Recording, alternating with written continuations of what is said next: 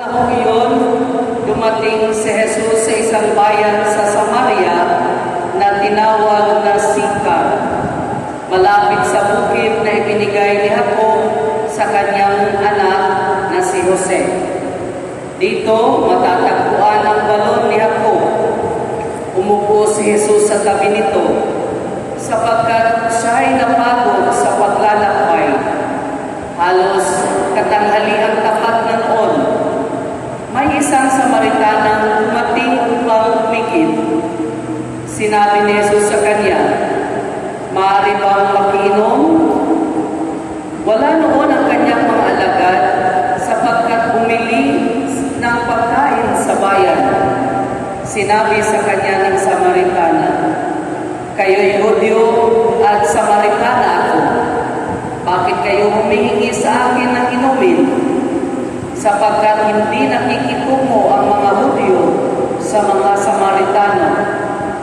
Sumagot si Jesus, "Kung alam lamang ninyo kung ano ang ipinagkakaloob ng Diyos, at kung sino itong humihingi sa inyo ng inumin, marahil ay kayo ang hihingi sa Kanya, at kayo namay bibigyan niya ng tubig na nagbibigay buhay." Ginoo, wika ng babae, "Malalim ang balong ito at wala man lamang kayong panalo. Saan kayo kukuha ng tubig na nagbibigay buhay? Higit pa ba kayo kaysa aming ninunong si Jacob na nagbigay sa amin ng balong ito? Uminom siya rito, pati ang kanyang mga anak at ang kanyang mga hayop."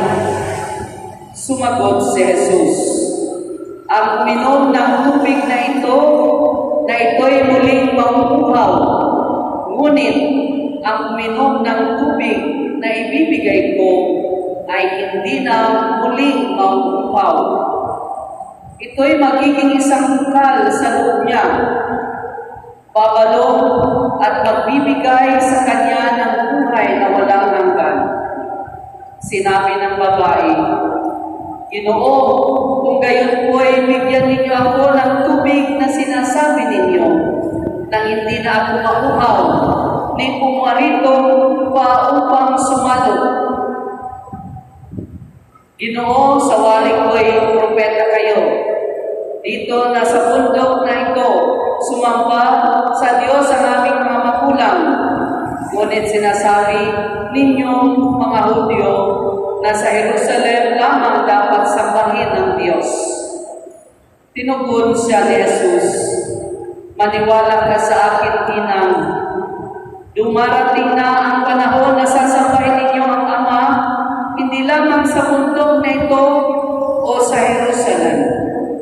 Hindi ninyo nakikilala ang inyong sinasamba. Ngunit nakikilala namin ang aming sinasamba, sapagkat ang kaligtasan ay galing sa mga Hudyo. Ngunit dumarating na ang panahon, ngayon na ang mga tunay na sumasamba sa Ama ay sasamba sa Kanya sa Espiritu at sa katotohanan.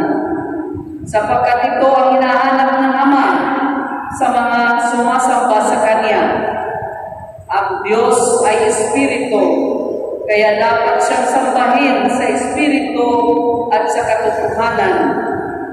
Sinabi ng babae, "Nalalaman ko kung paririto ang Mesiyas, ang tinatawag na Kristo. Pagparito niya, siya ang pagpapahayag sa atin ng lahat ng bagay. Akong nagsasalita sa iyo, ang tinutukoy roon," sabi ni Jesus.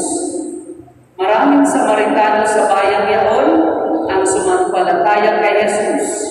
Kaya paglapit ng mga Samaritano kay Jesus, hiniling nila na tumigil muna siya roon at nanatili siya roon ng 2 araw.